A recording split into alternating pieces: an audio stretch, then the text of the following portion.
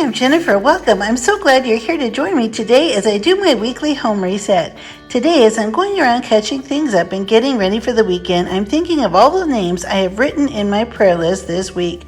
So many times I see that someone has asked for prayers online, or a friend asked me to pray for someone they know, or I have a relative needing prayer. So I keep a little notebook handy to quickly jot down the names of the person or family that I intend to pray for. If I am out and about and pull out my phone and type the name in, that way I won't forget. I don't want to say that I'm going to pray for someone and then accidentally forget. That would be terrible. I would feel so horrible if I forgot to pray for someone that I intended to pray for, an individual, a group, or a family member.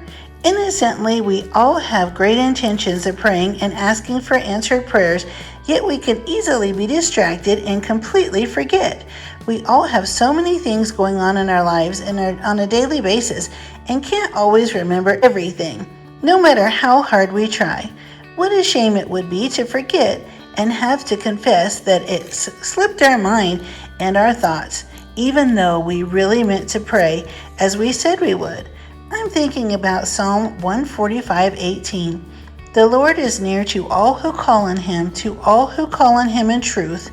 It would even be a great idea to stop what we are doing and pray at that moment if possible. What is important is that we really sincerely pray and believe that prayers will be answered. 1 John 3:22 states, "And whatever we ask, we receive from Him because we keep His commandments and do what pleases Him."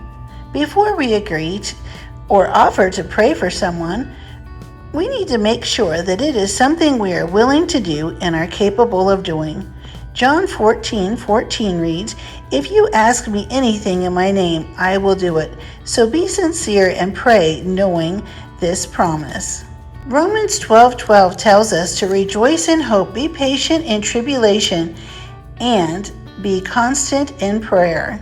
Don't let the opportunity slide by. Your prayers for yourself or others are truly meaningful. Jeremiah 29:12 reads, "Then you will call upon me and come and pray to me, and I will hear you." How amazing is this promise? So today, as I scurry around and joyfully prepare for the weekend, I remind myself that others count on me for prayers. That James 1:6 says, "But let him ask in faith with no doubting, for the one who doubts is like a wave of the sea that is driven and tossed by the wind." Prayer is so powerful, and your prayers make an extreme difference. Pray in faith for yourself and others. Ask and believe. Make time to pray and connect with the Lord. Lift up those in prayer that have confided in you to pray for them, their friends, or their loved ones. Be sure to write it down so that you can remember to revisit your prayer list and continue to pray.